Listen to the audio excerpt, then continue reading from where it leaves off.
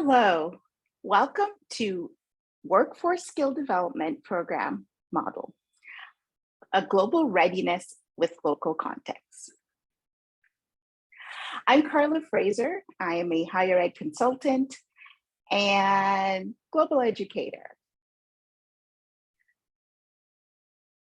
Let's jump on into the topic for today.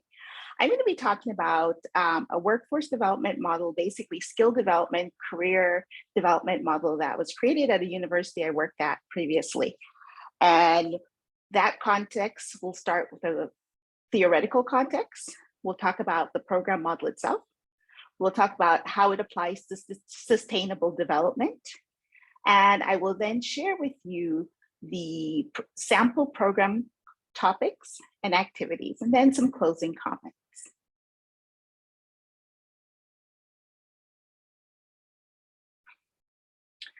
So because this is about global readiness and because this is about developing and emerging countries, I took this context and this quote from Malaysia. And as you can go ahead and read a bit, they're noticing that their graduates are highly unemployable at times due to their lack of soft skills in such areas of leadership, communication, critical thinking, problem solving. And as we all know, those soft skills, which can be part of a workforce development model, are critical, and they're critical moving forward for all students and all graduates. And so Malaysia is stepping up and being ahead of the curve in this nature. So the model that I worked at a university in West Africa had three components. One was workshops. The second one was a guest speaker series. And the third one was experiential activities.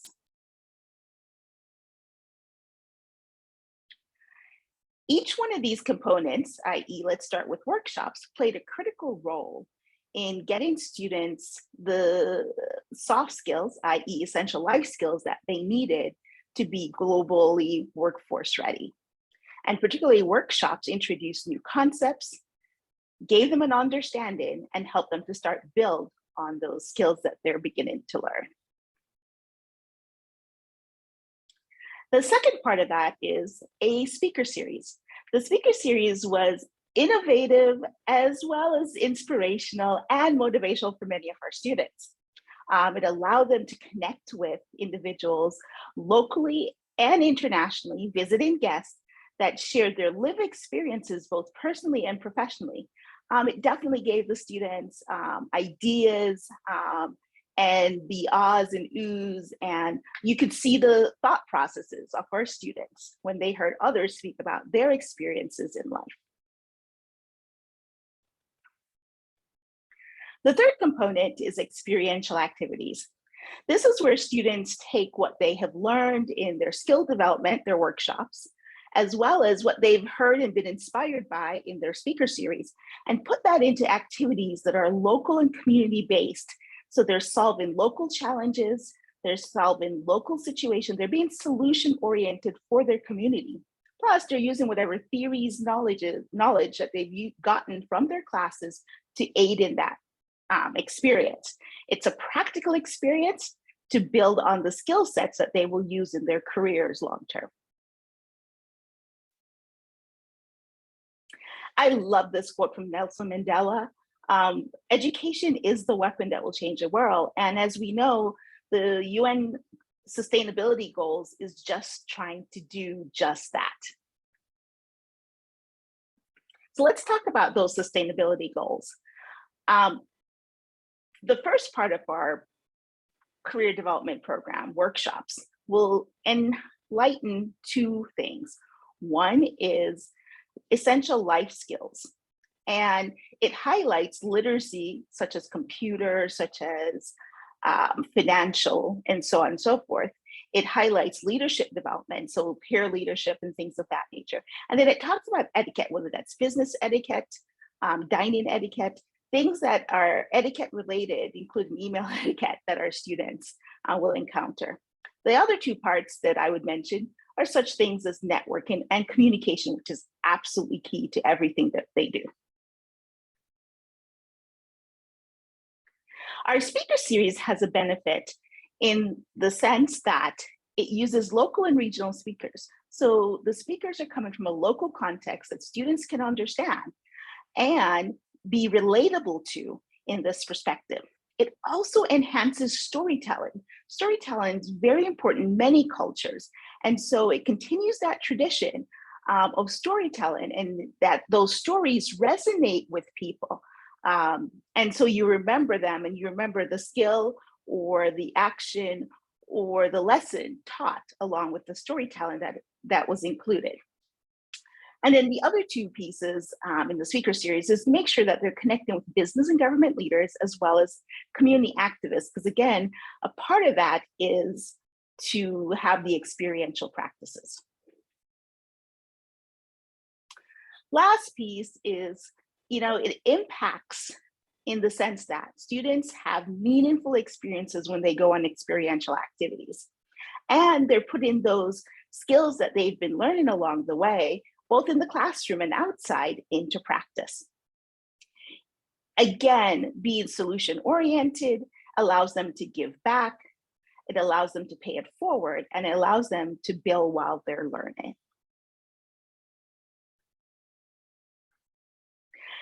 As a result, students build confidence, and who doesn't want our students and our graduates to have confidence?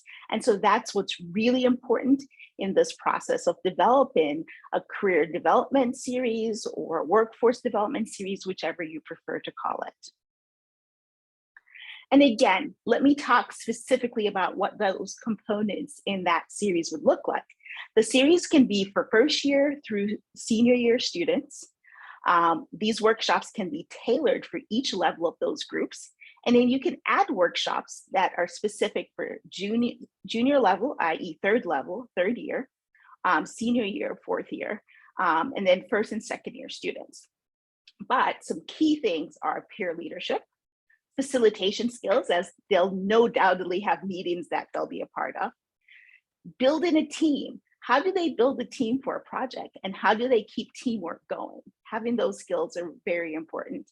And then the business and cultural etiquette. Because these are workshops that are being happening, they need to fit the local culture, the local context. And so combining both the business strategy, the corporate sector, and the cultural context will be important.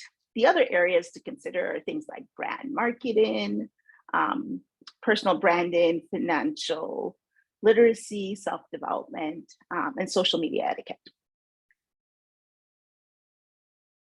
In the speaker series, the things that we found that were very powerful for our students was talking about mentorship, how others were mentored, how they can get a mentor, and in some cases, how they can be mentored to younger ones, whether it be members of their family or other students at the secondary or primary level, high school level, essentially. Hearing the progression stories of career professionals. So how did you get to where you are in your career? Those are very powerful and inspiring stories for our students to hear, and especially if they're connected to the field that the student is interested in. And then the failing and thriving story. We all love to know that, oh, someone has, made a mistake and they fail and they found a way to thrive and now they're making it and doing well. And so again, those stories are also important so that the students know that they can fail, get back up and keep going. And then last but not least, talking about passion and purpose and the educational journey, because some students do want to take their education all the way from bachelor's all the way into PhD. So hearing those journeys are important. And then last are those experiential activities. So tutoring is one of the things that I think many college students can get into that is a great way to give back to a community. So tutoring primary school children, secondary school children, but also adult. You have adult learners that may need some assistance, and whether it's in the home or at a learning center, that's a great way. Community climate or planet projects. we need to continue saving our planet. And so that is a great way to think of being innovative, solution-oriented, which are all the skills that they'll be learning. And then the solution-oriented projects in general, whether that's around water, that's around solar power, whether that's around irrigation, farming, food insecurity, whatever that may be that that community is having a challenge with, creating solution-based projects is a great way to start to work on solving those solutions for the local community. And then the last two are any literacy projects that we can create and any skill sharing. They're learning skills, so it's great to pass them on as well.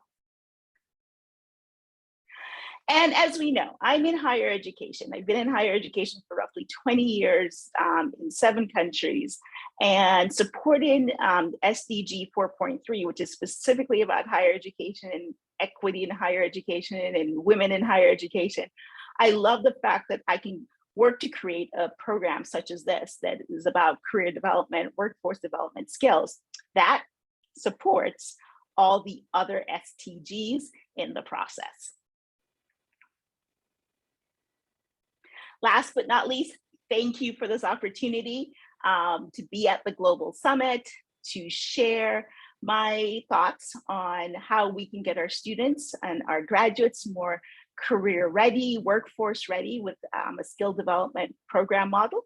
If you want to learn more about this model or you have questions about this model, please email me, find me on LinkedIn, visit my website if you want to work with me in regards to this as well. Thank you and have an awesome day.